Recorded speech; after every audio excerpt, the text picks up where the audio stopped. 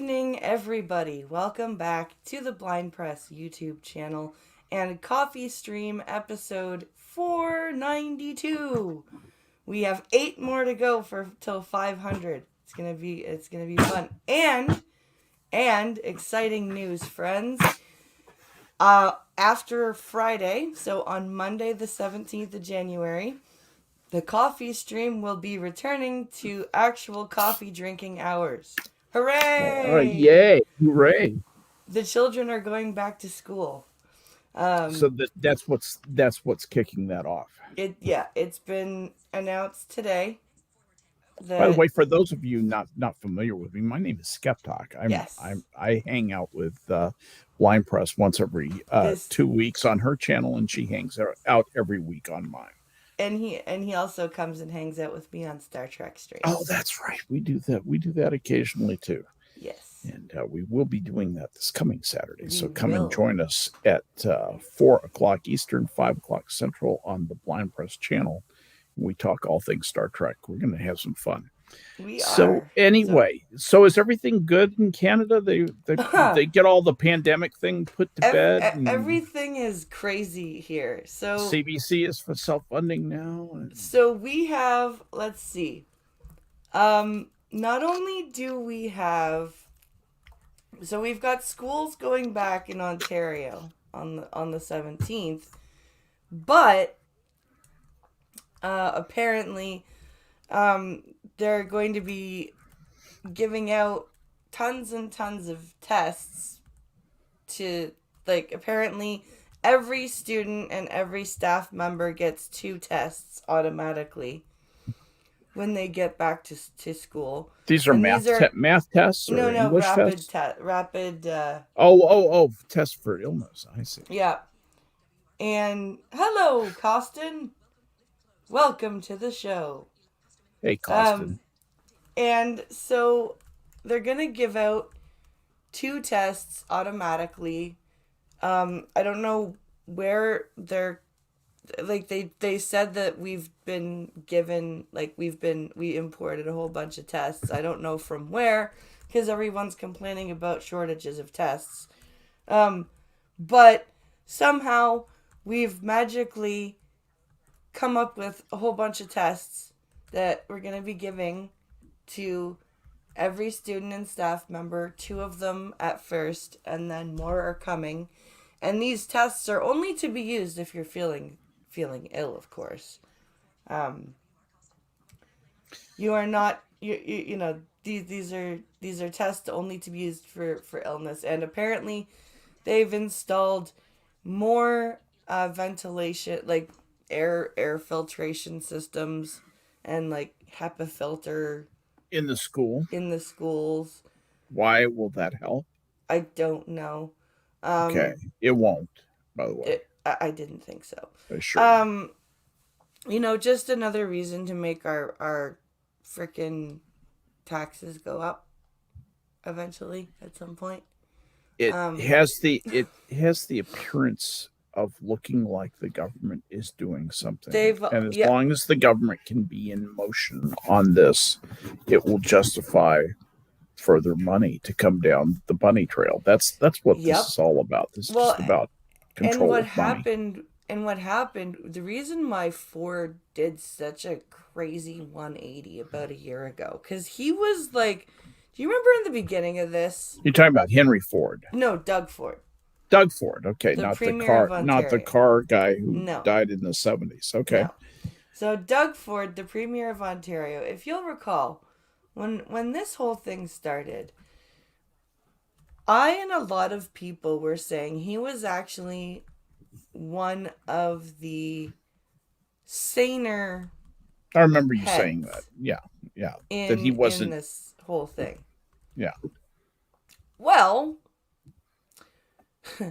silly me for speaking as if to make you a liar.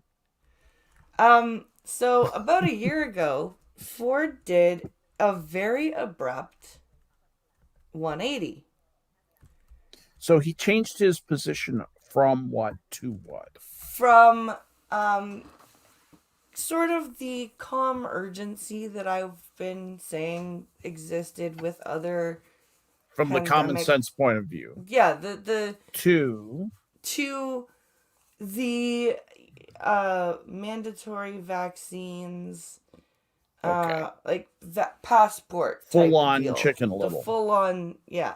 The sky's falling. Good what God. happened was, good old Trudeau called and said, "Hey, would you know all the money that I've been saying will be coming to help the provinces? Would you like it? Yeah, you might wanna play ball, Mr. Ford, if you'd like the." So he got an implicit threat from the government saying that, hey, get on board with this, or we're going to make pretty much things tough for you. We're going to make your daily life tough, and because that's.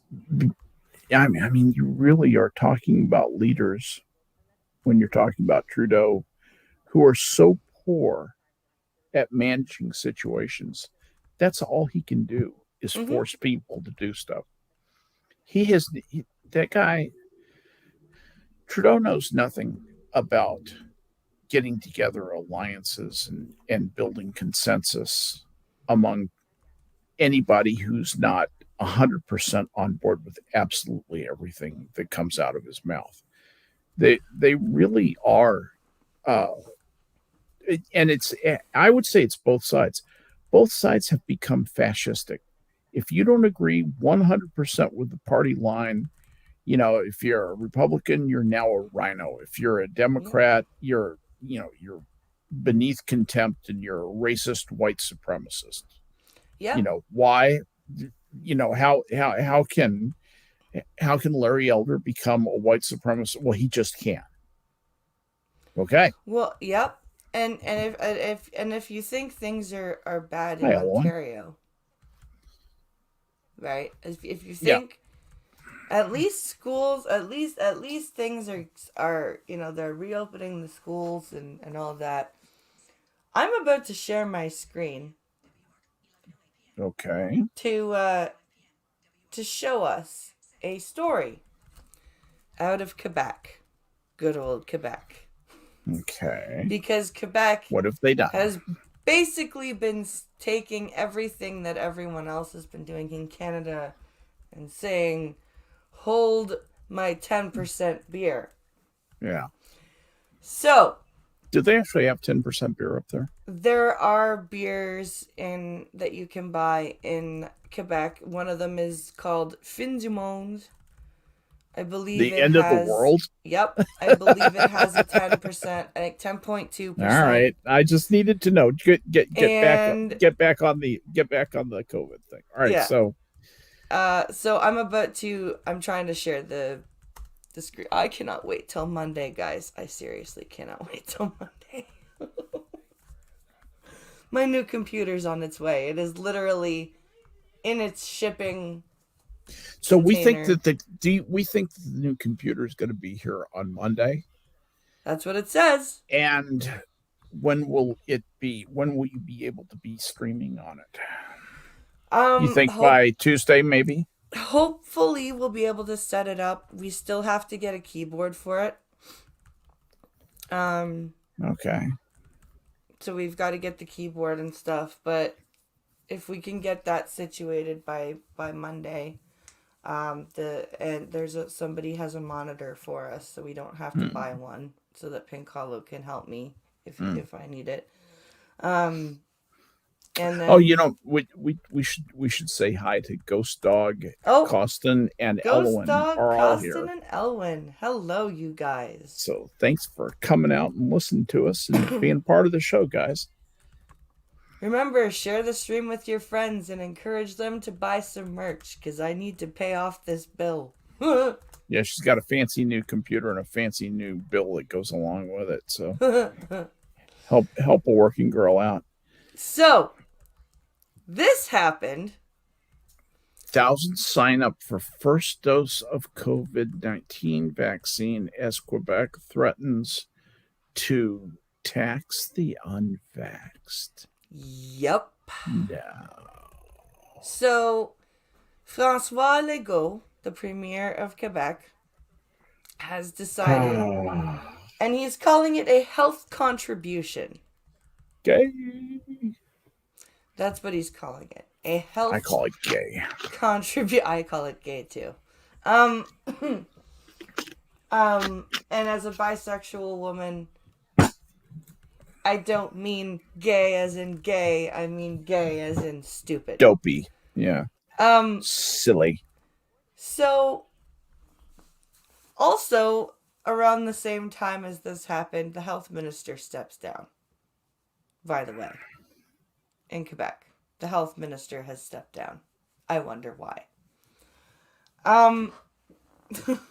So, more than 7,000 people registered for their first dose of a COVID-19 vaccine Tuesday amid threats from Quebec officials to tax the unvaccinated.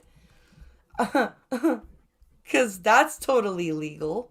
Not. Like in Canada, we do have a Charter of Rights and Freedoms. We do have, like, it's our version of the Bill of Rights, right? It's what Canada's government wipes its feet on. Apparently, what I can tell. Yes, but the French have their own and think they're their own separate fucking nation. Well, you know what? Le Guilt needs to learn that. His people are going to burn him at the fucking stake, and it's going to be hilarious. No, you know what? I think maybe now it is time for Quebec to separate, and they can just fuck off. That's what I think. No, just smash the bridge. Seriously, just smash the bridge. Make Montreal its own little fucking island. That's the problem. Same with Toronto. Yep. So this says, quote, "Our highest in several days," tweeted Quebec Health Minister Christian Dubé before he ran away like a coward. Oh wait, that's not actually in the story. Noting that yes. Noting that 5,000 appointments were also made on Monday. Quote, "This is encouraging. Well, what the fuck else are they supposed to do?" Probably a fair question. Like, actually, that's like saying, it's very encouraging that I come home to a clean house and a dinner on the table every day. All I had to do was start beating my wife. You know what I mean? Yeah. Like, what the fuck are you talking about? This is encouraging. Wow. Yeah, that's just the whole thing is. God. How can they even be thinking about this? I really don't understand this. Really, truly don't either. Get what they think that they are doing. Right now, I'm looking at a map trying to see how Montreal would and the problem is they've got a problem with ports. Mm-hmm.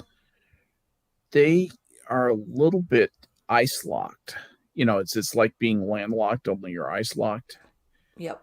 You don't have a lot of warm water ports. In fact, really, I think Port Huron is, and Vancouver, and Port Erie. Yeah, maybe. I think see. That's it. But yeah, so this continues to say, Dubé notes the appointments were made across all the age groups, and 107,000 doses of vaccine were administered Tuesday alone. Well, that's what happens when you threaten people who can barely afford to live because of inflation with a fucking tax to fucking forget health care. You assholes. Yeah. Oh, wait. You know what? Quebec's going to be fine. They've got all that shoreline on Hudson Bay. Yeah. They can just sail their ships out of there, couldn't they? Yep. In the 2 weeks in August when the ice melts. Yep, fuck them. Yeah. I'm kind of down with that. All right. Fuck them. We'll just get my aunt out of there first, and then they can That's just a serious problem. I know I've said this before in your stream. George F. Will called the situation in the Middle East between Palestine and Israel a mess. He said the difference between a problem and a mess is that you can solve a problem, but a mess is something you have to live with. Yeah. And Quebec is a mess. It's not a problem that can be solved. It can't secede. There's no practical way for them to become independent of the nation they otherwise hate. And from what I can tell, they despise the rest of Canada. They do. They really and now, like, the rest of Canada for a while, the rest of Canada was like, let's try to be, like a group of siblings, right? Yeah. And there's one sibling that's always the asshole, but for like the first 30 years of life, every other sibling tries really hard to be like, let's gotta try and go along and get along. Include him, we'll still include him in Christmas. Right. Make the effort. Right. Let's make the effort, because, he's blood, we got, and then finally, after a while, one day at Christmas dinner, Quebec, says, fuck you, motherfucker, one too many times, and the rest of us turn to him and go, you know what? Fuck you too. Yeah, fuck you back. The wall goes up tonight. It's like, We're so done with we're you, done, Quebec. We're done. Au revoir, we're done. bitch.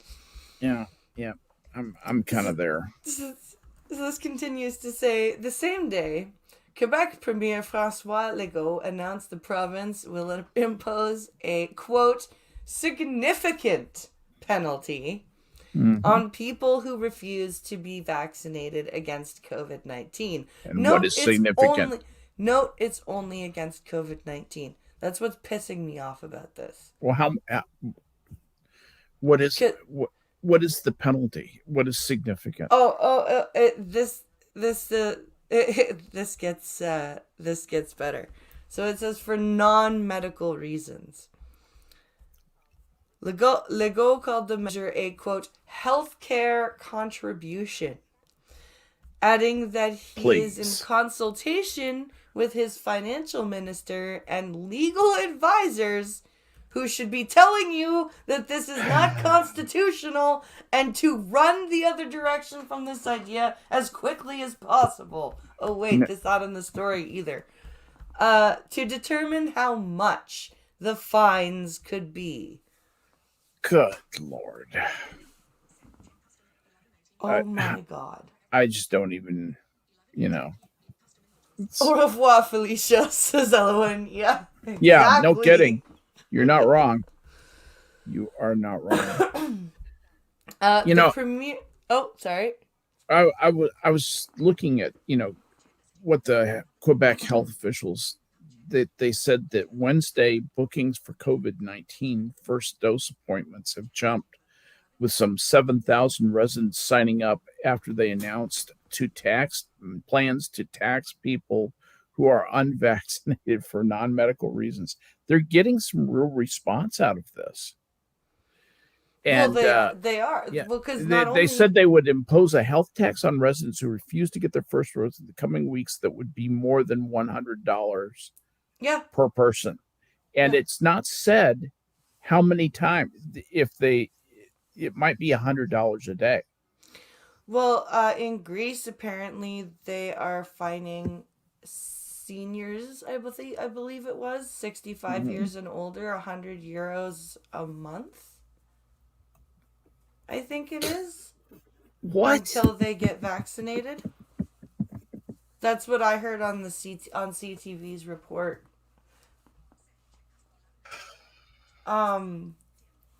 Because they reported that Quebec is not the first place to do this. Now, the other thing Quebec has done is they are also requiring you to show proof of vaccination. What the hell is being thrown at me? They are requiring proof of vaccination for people if they want to buy liquor and weed in Quebec. Of course. So if you want to go buy marijuana or liquor now, you need to show your vaccine passport.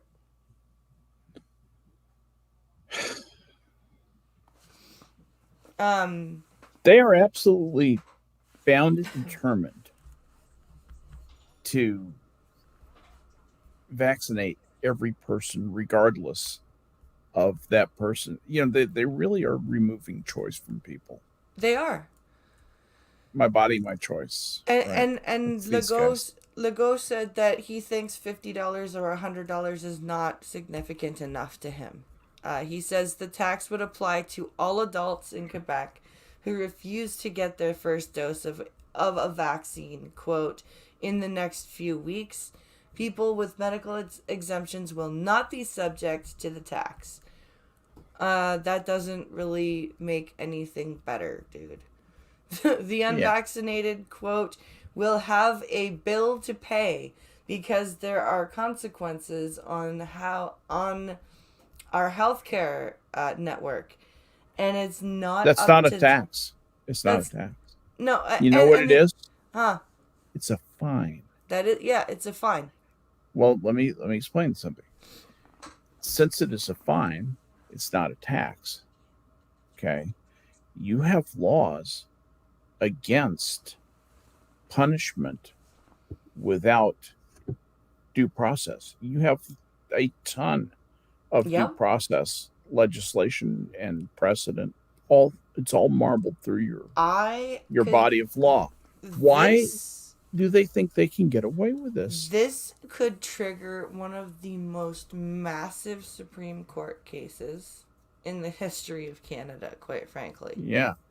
Because this could It certainly would be an important one, but I don't think it would be very hard to decide. This is obviously against your Constitution. This almost needs to be done. Almost. Like, really needs to be done. This needs to be, like, there needs to be a lawyer with enough balls in Quebec. Paging Viva Fry. Viva Fry. Paging Viva Fry. Band together a bunch of people. I'm going to send this to him and see if he saw this. I've got the Axios report on this. I'm going to send it to Viva right now. And get them to get a class action lawsuit against the province of Quebec for violation of constitutional and charter rights. Because this is not okay. And this needs to be taken to the Supreme Court just as a precedent setter. This needs, like, if any good comes out of COVID, it needs to be that we as a people use our actual power and teach the government a lesson properly without resorting to French revolutionary tactics. Do you know what I mean? Yeah, the idea of putting Trudeau in a guillotine does make me smile. It does. It makes me happy. It makes me feel warm. But we shouldn't have to resort to that every time the government does something stupid, because governments left to themselves do stupid things quite a bit. Yeah. And, you're going to start running out of people willing to be politicians if you keep cutting their heads off. Yes. So, I agree with you as far as it goes. But you seriously, all kidding aside, you really need to do something legally to move against this. And the thing about this is, it feels kind of counterintuitive, because what people are saying to themselves is, well, I'm against the pandemic. If I say anything like if I do anything against a measure that the government assures me is going to help with the pandemic, it's like I'm pro pandemic, and the government has put out so much propaganda. That's the way people are thinking right now. They forget that they have choices in life. Yeah. And if we forget for too long, the government will be pleased to take those choices away from us and say you never had them anyway. Oh, absolutely. I'm sorry. You never used them. Yeah. You don't Right. need them. Exactly. So, this is not a good thing. Well, and here's an example. I'm about to share another story here with an example as to why I really want this to go to the Supreme Court. Because Trudeau has weighed in on this situation. What did he say? And you would hope that the Prime Minister of Canada would say, hold on, Monsieur Legault. That is, that's a bit much, sir. However,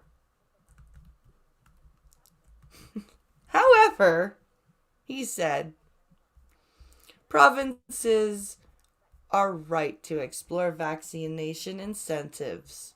That's what he's calling this. Oh, vaccination incentives, Trudeau says, as Quebec plans anti-vax tax. I have a question for you that pertains to this. Legault says that 10% of the adult population, the 10% of the adult population that refuses to get vaccinated makes up about half of the patients hospitalized in ICUs. Is that true? Apparently, it's no. 40. I don't believe it because where do you get problem? Where have you seen numbers you could count on that support that? I haven't. Have you seen anything like that? The problem is that you can't really rely on any numbers because it has come out that again in this wave of the pandemic, the hospitalization numbers are being fudged, and the people that are hospitalized for something else and who happen to test positive for COVID when they get there are being thrown in with the people who are actually hospitalized with COVID. There was actually a thing where one of the lady had committed suicide and was put in as a COVID death. She jumped off a building and killed herself. Yeah. And they definitely a COVID death. And that was just one that actually got some press around it. And that we saw. That a lot of that stuff is happening. That in support of a narrative, they'll fudge the numbers because they really do believe that what they're doing is for the best of reasons, and that's the problem with when you just begin to justify lies, when you justify the untruth. This is like me talking to my grandchildren. Yeah. When you start lying and you justify it and you think, well, I have a good reason for lying, so it's okay. It's never okay to lie. It's never okay to lie. It really is never okay to lie. That's absolutely true. If you live your life that way, you'll live a better life than somebody who says, well, sometimes you got to lie. No, you won't. Nope. There's never a reason to lie. There's times to keep your mouth shut. It doesn't mean you need to be cruelly honest, or any of the straw man arguments against that. I just wish the government, our governments, my government and your government and everybody else would stop lying on my behalf. Stop lying because it's for my own good, and let me decide what's for my own good. Well, And the other thing is, I wish that us as a society, as a citizenry, would stop shitting on each other's countries right now. Because like I've seen so many people on Twitter from the States or from Britain or from Canada or from Australia, at least my country's not as bad as your country. And not only is it not as bad as your country, but it's your fault that your country is bad. No. Because, Please. you like the people who are in power were voted in, and therefore all of you voted that person in. Right. It can't possibly be the way that your political system and your parliamentary system is set up. It's that all of you voted in these power hungry people because you guys are all stupid. Don't we really need an attitude of cooperation with one another and a feeling of common purpose? Like we're all for our country. We want our country to succeed. We want life in our country to be happy, and so let's all work together and make that happen. Absolutely. Like being silly. Like I made the family analogy with the provinces, and I'm gonna make the family analogy again. Okay. We as citizenry right now are like the children of narcissistic parents. Okay. And instead of banding together and realizing how fucked up our parents are, right? And just like coming together to function in spite of them almost, right? Mm-hmm. We have decided, no, we are going to feed into the narcissism, and we are going to fight amongst each other, and we are going to almost act like little narcissistic copies of who are in power. Yes. And it's sad. Yeah. It's very sad. Oh, Mr. Goatman has arrived. Hello, Mr. Goatman. But it's ridiculous. Like, and our governments are relying on this fighting. I know. And because the more we fight each other about how shitty everybody else is and at least we're not you, the more they get to fuck us. Yeah, basically. And it's so frustrating because there are crazy people, like you were saying at the beginning of the show. There are crazy people on both sides of this argument right now. Mm-hmm.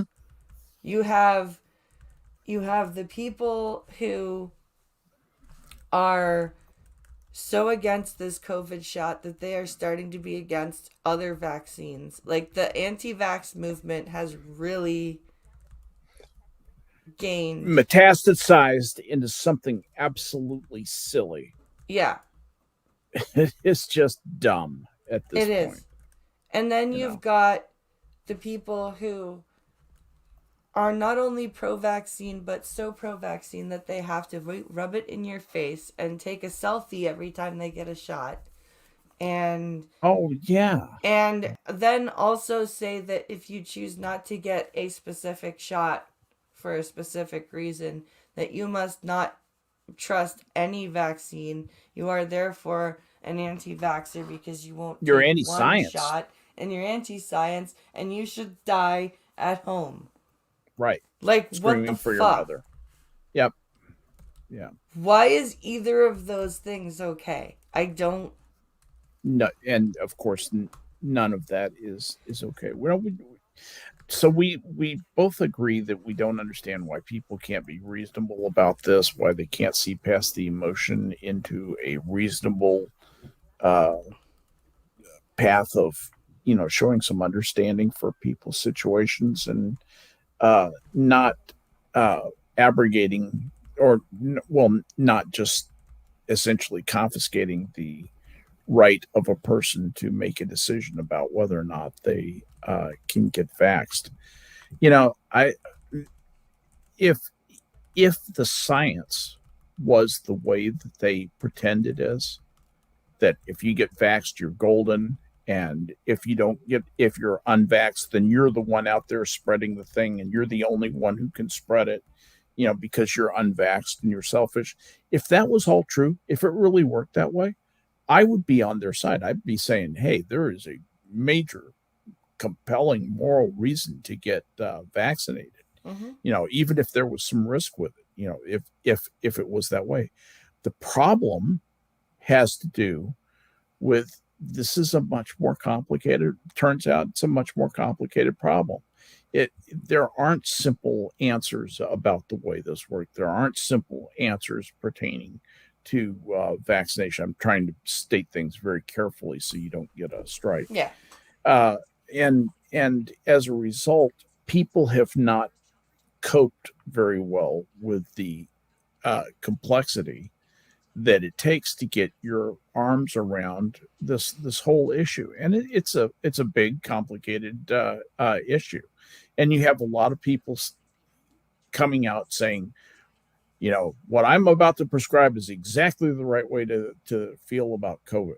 And there are a lot of wildly different things with different consequences. So you say the wrong thing on YouTube, you can lose your account. Yeah. Same thing on Twitter. Yeah. Or if the problem is that this whole issue, the whole pandemic thing, is not simple. It's just too complicated to be easily summed up or easily bounded by, hey, here are the rules, you got to follow the rules. These rules make sense because once you're vaccinated, you're good to go. If it were that way, everybody could get on board with it, but it's not. But they pretend it's that way, and it's just so aggravating. And the way that they handled this particular vaccination program, mm-hmm. I don't know why they had, all of the other vaccination program. If you look back through history, what did they do in this vaccination program that you found disappointing? The fear mongering and the fear mongering. Okay, the threats, the public threats, yeah. then the media and all that kind of stuff. That kind of irritated me. The way that this should have gone is they should have approached this the way they approached the flu shot. Mm-hmm.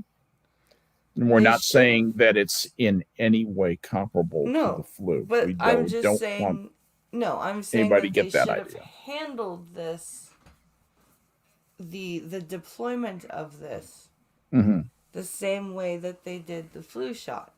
Yeah, the logistics are one thing, but the other thing is the narrative.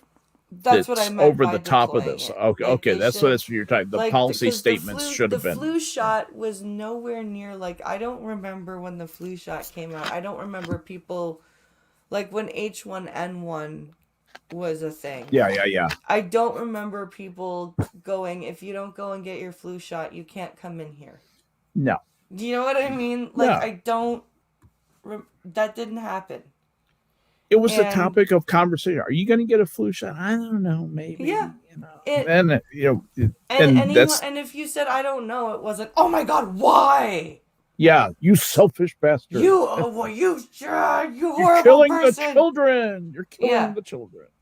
Yeah, and nobody's killing the children. No, and but everybody just needs to be an adult about it. That's what I mean. So, speaking of being an adult. This is not how do you be an adult, by the way. This story is from the Toronto Sun. It's written by Joe Warmington. Unvaxxed family evicted from Ronald McDonald House in Vancouver. Now, for those of you who don't know what You're healed, cancer boy. Yeah. For those of you who don't know what a Ronald McDonald House is, It is a house. There are houses like this across Canada. I don't know if they do this in the States or not.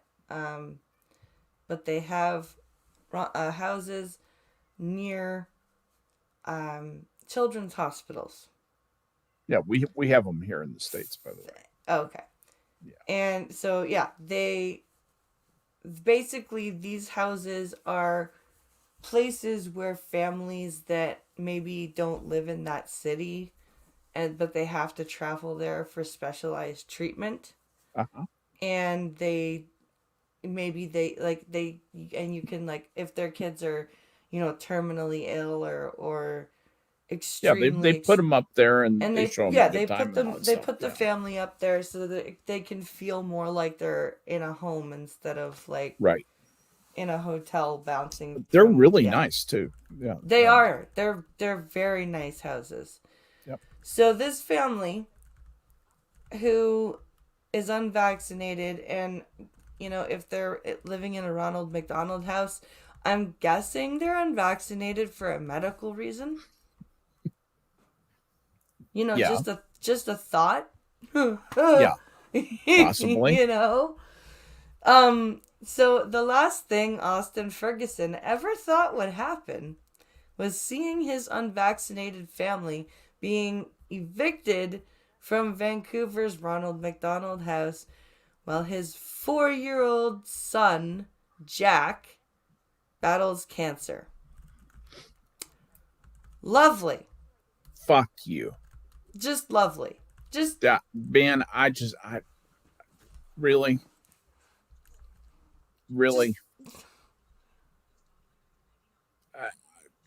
words fail me. Yeah. I hope that story is not true. I hope that is a complete fabrication.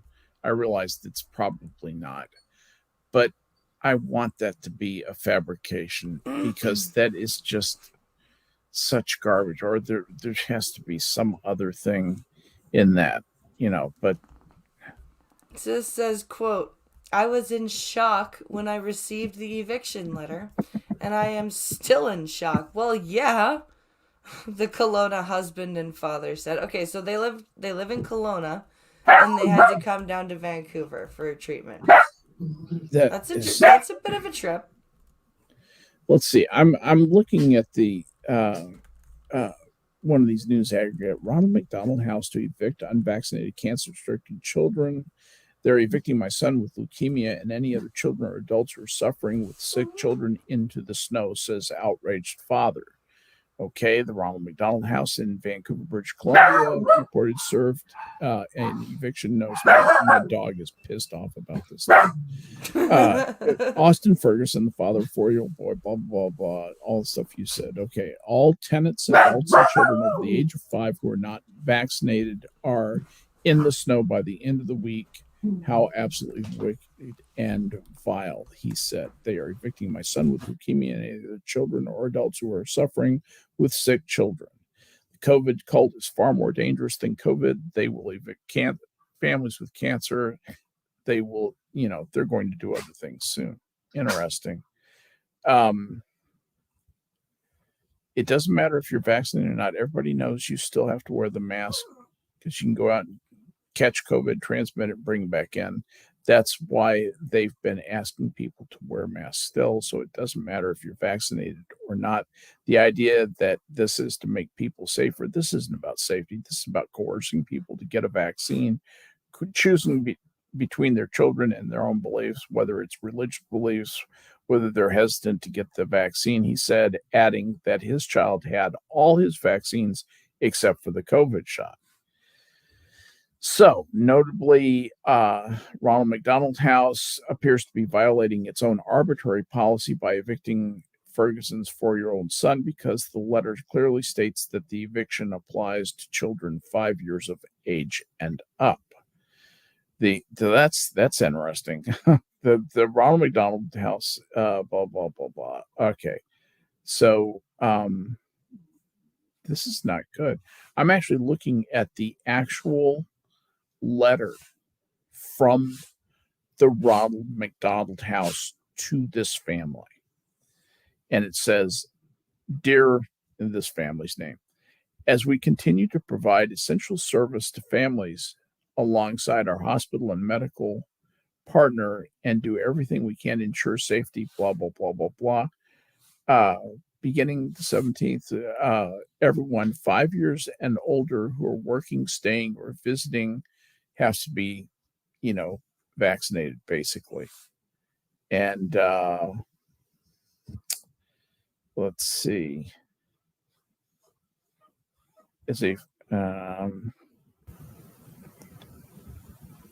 Okay. Yeah, they are kicking them out. Pure and simple. Can you imagine? Am I on?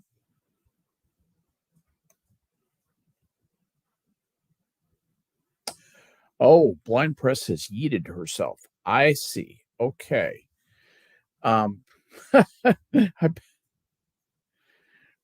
Okay, she'll be right back in a minute. Meantime, this is the Skep Talk Show, and we'll just go along with this. Can you imagine the frustration? First of all, you're just sick with grief. Your 4-year-old is in this place, has leukemia, probably dying, desperately ill. And these guys are offering you, a helping hand, and suddenly they throw you out for this reason. It just absolutely blows my mind that something like that could happen. And we're seeing a lot of this sort of thing. You're seeing families torn apart by COVID, about disagreements about whether or not to vax, whether or not it's a good idea. People want to show their virtue. They want to show how wonderful and amazing they are. Everybody wants to be a hero. Nobody wants to work hard and do the things that it takes to be a hero, but everybody wants to be a hero. Everybody wants that serotonin hit. And the people who are in a situation like that, the emotions are heightened even more. The whole thing is just absolutely distressing. It's appalling. So anyway, I don't know what to say. I think it's a crappy move by the Ronald McDonald House people, and I think that it's a crummy thing for anybody to try and control somebody over something, over a situation which obviously has more than one reasonable side. This is not a side with a right side and a wrong side. There are two reasonable sides. I can understand if you want to be vaxxed. I can understand if you don't want to be vaxxed. And to say that one side is evil or bad or whatever is just, it's not helping. It's getting worse, not better. And that makes me sad. So, but anyway, I am going to take just a quick moment and find out what is going on with respect to Blind Press. I think she's okay.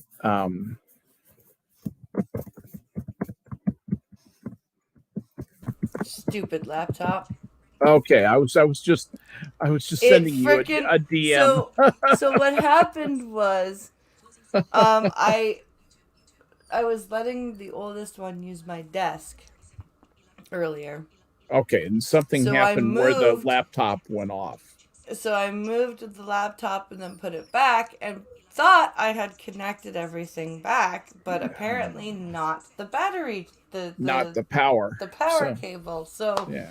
And then when I got the low battery notification, apparently it was so low that when I closed the notification, the computer was like, okay, bye. Like I didn't even have time to plug it in. All right. So here you are. But anyway, I pretty well beat that story to death, singing and dancing, waiting for you to come back, but trying to keep them entertained. But this is one of those things where there's a lot riding on that. You have a child who is sick with leukemia. Yeah. I mean, that just, oh man, and a to throw a 4-year-old, kid out. So he obviously can't get vaccinated. What he can't. He so the does family, not even a part of their own policy in that letter. That's the reason I read that letter. Yeah. When you left, I was reading this letter, and it says in there that it's for 5-year-olds and under are not covered by this policy. Yeah. And they probably didn't get vaccinated because they were afraid of the antibodies and stuff being passed to the leukemia riddled child. Well, yeah, there's not any way that he's, unless he's nursing, unless he's breastfeeding, which that's a separate issue. But unless he's breastfeeding, he has nothing to fear from his parents, being vaxxed or not vaxxed. The parents may have been worried that the vax would do something bad. That maybe they had concerns about side effects of the vaccination, where they were afraid they would be in a position where they couldn't care for him. It didn't tell me whether or not the parents themselves were vaxxed. I got the feeling that they are vaxxed, but the kid is not. Oh, because it said unvaxxed family. So yeah, and it never got more specific. Exactly, it never got more specific than that, which made me think that, all right, well, the parents are vaxxed, but they don't want to get the kid vaxxed. And man, that is really tough to throw a family out like that. Now, I would one thing that I might say, one thing I would caution is a little bit of restraint here. We don't see a lot from the company, from the Ronald McDonald House, other than that form letter, which is a statement of policy. It just says, hey, everybody has to be vaxxed.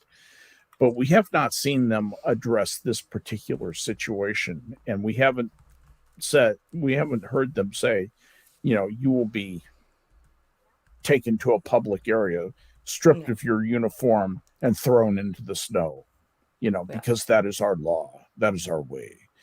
We've not heard that. So I would reserve judgment on this a little bit until we see something coming back from the company that, they may come back and say, hey, this is a terrible misunderstanding. We don't know how we misformulated our policy. Please come back, and it'll be okay. I hope that's what it is. What happens. I really, really, really do, because.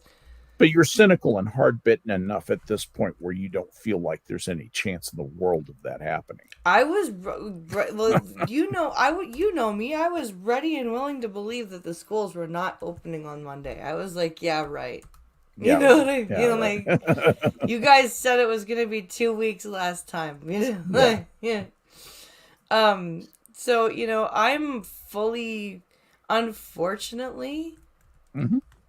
I am fully prepared to believe that this family was kicked out because they were unvaccinated. I hope that there's something is either a miscommunication or something is, there's another side to the story, but I just, unfortunately, I'm prepared for that to be a true story, and it's sad.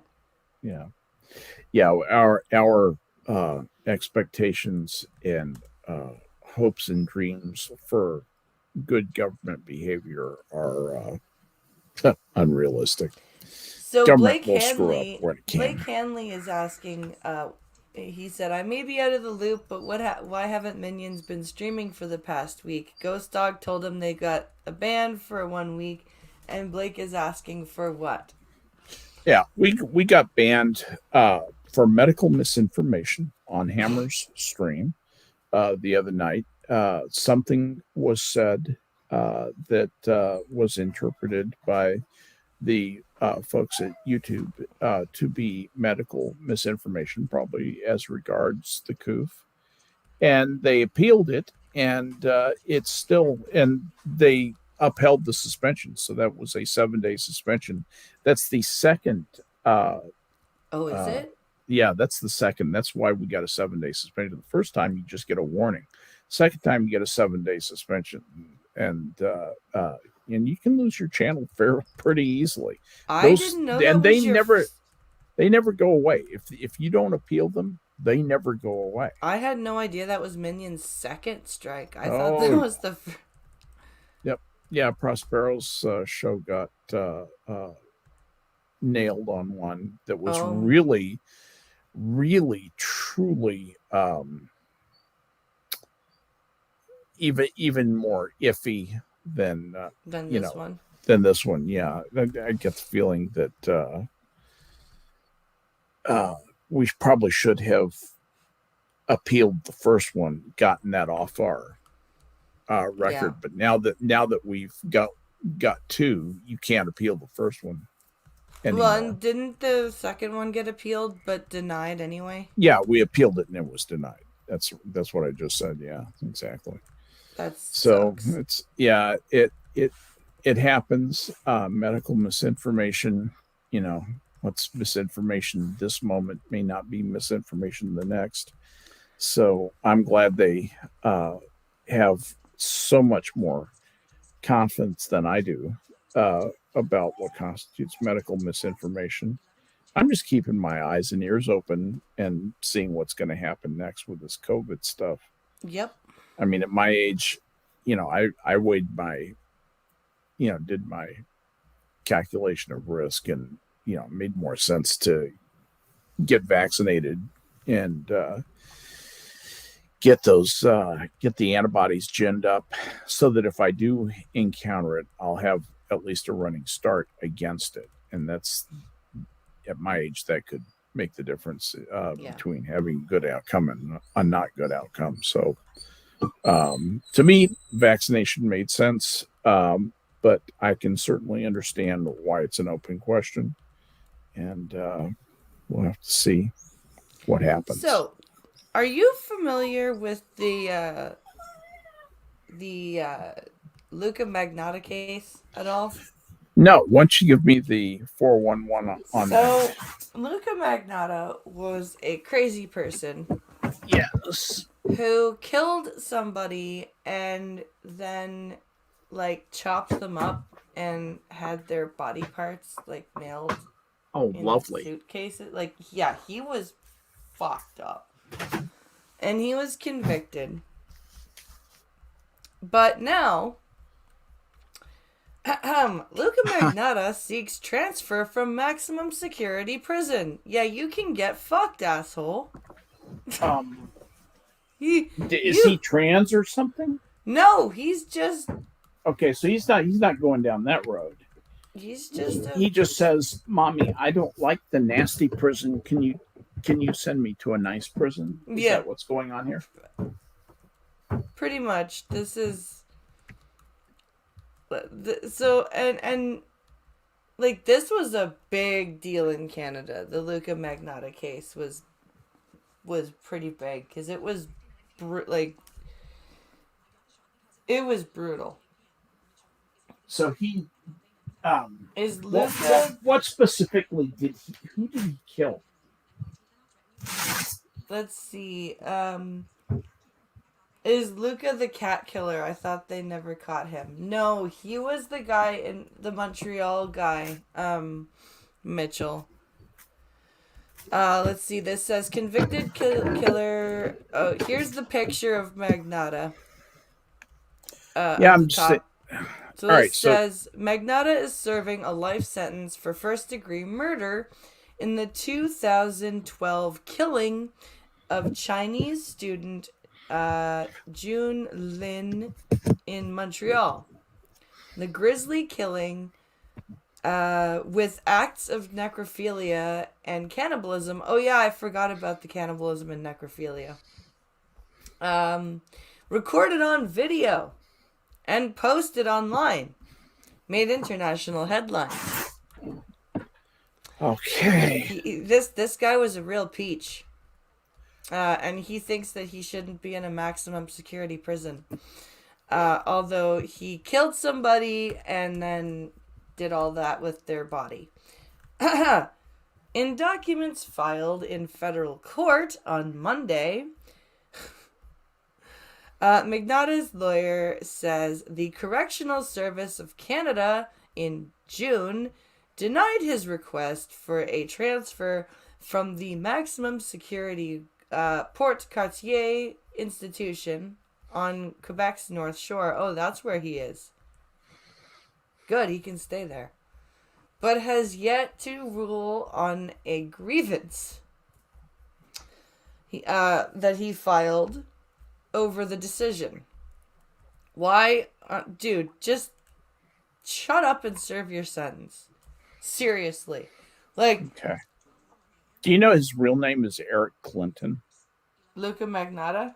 Yeah. His yeah, real Luca name is... Rocco Magnata was born Eric Clinton Kirk Newman.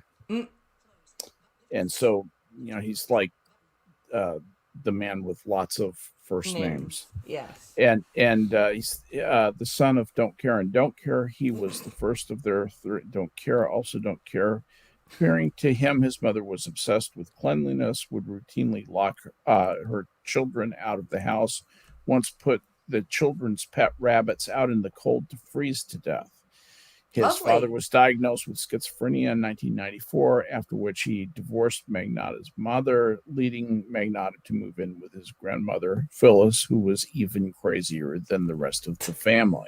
I'm just reading the Wikipedia article. Let's see. He attended I.E. Weldon Secondary School in Lindsay, majoring in gay pornographic videos, occasionally working as a stripper at the school and an escort for the faculty. He appeared as a pinup model in the 2005 issue of Toronto's Fab magazine under the pseudonym Don't Care. In 2007, he was an unsuccessful competitor in Don't Care About Don't Care. He had multiple cosmetic surgeries and auditioned for the Slice network television show Plastic Makes Perfect in February 2008. Yeah, he was one of the guys that was, that show, like, that was the show of people who was obsessed with plastic surgery. Yeah. And I think he tried to make himself a Ken doll. Oh, this is that guy. I remember this. Yeah, I think they're the same guy. I remember the Ken doll guy. I think they're the same guy. Yeah. I'm pretty sure that's him. So, and then he started mailing in body parts. Okay, on May 25th, 2012, an 11-minute video titled One Lunatic, One Ice Pick was uploaded to bestgore.com, depicting a naked male tied to a bed frame being repeatedly stabbed with an ice pick and a kitchen knife, then dismembered, followed by acts of necrophilia. Aw. Isn't that lovely? It's kind of cute, really. The perpetrator uses a knife and fork to cut off some of the... Oh. Read that part. We're not going to read that part. We're not going to read that part either. Okay. Canadian authorities attained a, quote, more extensive, end quote, that's an actual quote, version of the video and said cannibalism was performed. I wonder... Blah, blah, blah, blah, blah. Could you imagine the therapy bills for the public servants that have to watch that shit? Oh, man. You know, the sad thing is that this led to, some little Chinese girl getting killed. Yeah. And evidently this guy is just a complete... What do you do with somebody like this? He's never going to get better. He's never going to be well. Yeah. This is why I said fuck off when I read this headline. So this continues on to say, the application says that Magnata was told a decision on the grievance wouldn't be made until May 2022. So, even though the Corrections and Release Act requires, quote, an efficient and expeditious grievance procedure. Dude, we're in the middle of a pandemic and you're a piece of human garbage. Nobody cares about you, and nobody wants you out of a maximum security prison. Deal with it. Ever. just fucking deal Man, with it. I would nail this guy in a piano crate and say, you will spend the rest of your life in here, and handy thing, we can just use this as your coffin. Now, you know what? It's too big to bury. You're right. We'll have to burn it. No, I was going to say, burn it on, like, a throwaway boat. Yeah, out in the middle of the ocean. One of those boats. Yeah, like, a barge. Set it on fire and then stave the barge. Yeah. And then just drive back, you know. Just enjoy the screams across the water. You know, the thing is, I don't want to punish somebody for being mentally ill. And you know, this is a kid. If you look at this this kid, he never had a prayer. No. He never. This guy, Luca Magnotta or Eric Clinton, Kirk Newman, he never had a chance in life. He was born into like the worst family in Canada, and he did not disappoint. He carried on the tradition. He's just as crazy as they are. Yep. And you know, he probably the kindest thing. Well, you know what I think should be done. Elwin says, one thing Canada produces is really fucked up psychopaths. Oh my God. From that stupid guy with the pig farm in BC to Paul Bernardo, etc. Sure. Yes. What is it with Canada with the bind, torture, kill style murderers? If you look at, like, and if you think about it, like, we hear more about American serial killers, right? Because of publicity and whatever. Right. But if you think about, like, per capita, because of how much smaller our population is, we have a lot more serial killers. Oh, yeah. And that's really, really scary. That's actually... Does Canada... It gets real boring here, LOL, says Mitchell. Yeah, exactly. We'd like to liven it up with some serial killing. Does Canada produce more serial killers? American serial killers scare me far less than Canadian ones, says Elwin. Yeah, I don't know. Some of them, like, what's the guy, Kemper, Edmund Kemper. He's pretty scary. Or BTK, like Dennis Rader. BTK, that guy. That guy's. Yeah, he was truly very disturbed. But man. I besides that, like, you know, guys that dress up in clown costumes, and also guys that run around in their mother's shoes. You know, that's. Let's see. If you look at who produces, and I just discovered there are statistics on this. Yes. What do you think? This is amazing. This is so great for this discussion. What do you think the number one country in the world for producing serial killers is per capita for their size? For the size Japan? of their no. Who do you think it is? For their size. If it's for their size, yes. Number one, and far and away, far ahead of anyone else. Gotta be a smaller country though, because you keep saying for their size. So well, I don't mean to. It's the United States. Oh, really? Oh, listen to this. The USA has a staggering figure of 3,204 serial killers. This is approximately 19 times more serial killers per capita than the number 2 country. Damn. 19 times more.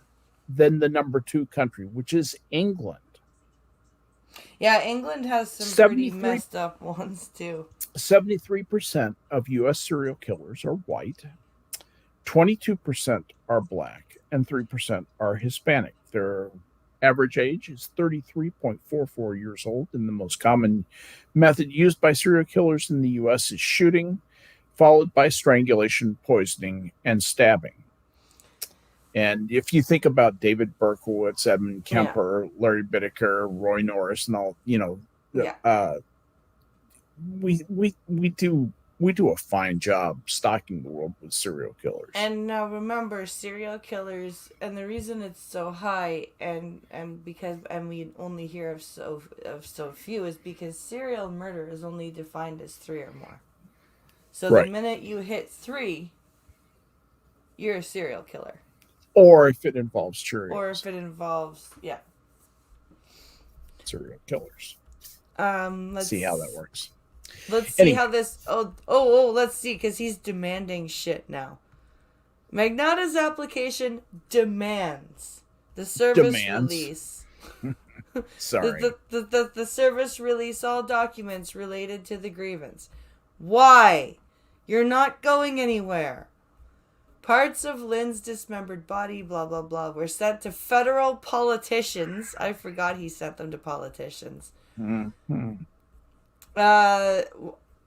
He sent Which makes me like him more a little bit. Is that weird? He sent a foot to the Conservative Party headquarters in Ottawa. The case triggered a global manhunt for Magnata. Yeah, they found him they eventually arrested him in an internet cafe in Berlin, Germany. Yep. In June 2012.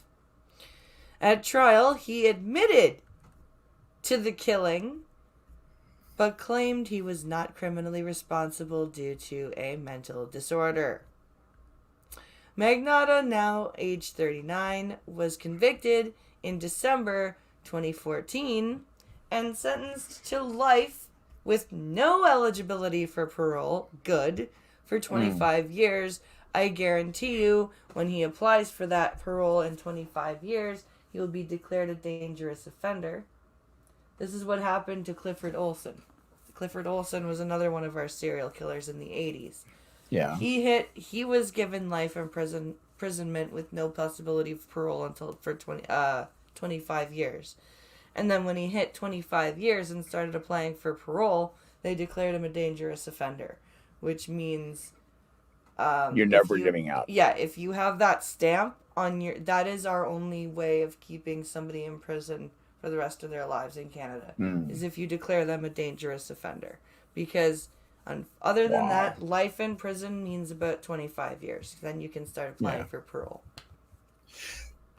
You know, I'm reading through here about the different serial killers from different countries. The best name is the number one serial killer from South Africa, who killed 38 people, killed and raped 38 women, 40 rapes, 38 murders, and one of the rapes, who was not a murderer, led to his capture. As a matter of fact, his name is Moses Shithole. That's his name. That's really his name. What a lovely Moses name. Shithole. They didn't change it to that. That was his birth name. Well, I guess he figured he should live up to it. I don't know. Yeah. Shithole or is slightly misspelled. Whatever the case may be. But it's Sithole. His actual name is Moses, Sithole. Sithole. And I saw shithole. I think the Casual Criminalist has a video on him. Really? Have you The Casual Criminalist? I've never heard of this person. Oh, you should check out. Okay, so there's a guy on YouTube named Simon Whistler. I know Simon Whistler. 12... I know. Yes. Okay. Yeah. This is one of this. Yes, I have seen this. I have seen this. And it's great. And I think they did one on him. I actually like Simon Whistler. I do too. he doesn't take himself too terribly seriously. No, and I sort of like that a lot. I really, and he's like sort of left, but he's not like. Oh, he's pretty far left, really. But he is pretty. But at least he's got like the ability. But he's open-minded and he's easygoing. Yeah. Yeah. I like him. I like him. I like his writer for the Casual Criminalist, though, Callum. Oh, yes. His writer's good. Yeah. Callum is good. Yeah, I would like to know how that whole thing is set up. It sounds like Simon is voice talent. I guess he just cuts a deal with the people who produce the content. So basically what happens is for at least the Casual Criminalist, Callum writes the script. Mm-hmm. Simon reads it on air, like on camera. He records it cold. He doesn't read it beforehand. And then he has a video/sound editor that adds visuals and music to the. So in other words, it works just like all the other channels that he does. Yeah. But I was just wondering if that is an overall company where everybody participates in each one, or if they only participate in the income that comes from their stream. It would be interesting to see how he's got that set up. I just from a business policy standpoint. But anyway, everybody is. We have reached the end of the show. That went by fast. We're well into our second hour, hon. Yeah, that went by fast. Yeah, it does. We're having fun. And you and I haven't streamed together like this on your channel in a while. No, we haven't. It's been like a month or two. It's been crazy because everything's been so up in the air, and Christmas and. Don't worry, audience. We're not fighting. We have children in our lives. You have to understand. This time of year, our lives get a little crazy, but they do. I think we'll get back on even keel, and we should. With the kids going back to school, you'll be streaming during the day, so you might be able to join Minions more often at night. I won't be as tired. Good. And the other thing is that I've set up. If you guys are make sure you've checked the community tab, because there's a content schedule that's been posted up there, and it starts on Monday. And also, if you haven't seen, I'm looking for 2 to 3 more co-hosts for the 500th episode, which will leave me open for 5 or 6 more guests to come and go throughout the stream. So if you're interested in that, hit me up on Twitter or tag me in the general channel of the Nerd Sanctuary. There we go. And also, please go hit up the linktree. You can find all the merch links there. Or consider going to blindpress.net and leaving a tip, because I got to pay off this computer. Also, Beat the Blind Girl is going to be on Saturday night on Twitch, because Friday night I'll be here for the last time doing the coffee stream at night. And the Star Trek stream on Saturday, also at 5 p.m. Eastern, 4 p.m. Central. We're going to be talking about our favorite tech and equipment that's not Federation stuff. So stuff used by other species and stuff. So it'll be fun. Was some pretty cool stuff out there. I think that's going to be a good discussion. I do too. It'll be good. Yeah. Well, thank you. So come out and join us, everybody. Yes, thank you for joining us tonight. Thank you for watching, and thank you to Skep Talk as always for joining me. Always a pleasure to hang with you and your super duper audience, who I love also. So let's do it again in a couple of weeks. Have a great night. We'll see you later. Bye, guys. Good night, everybody.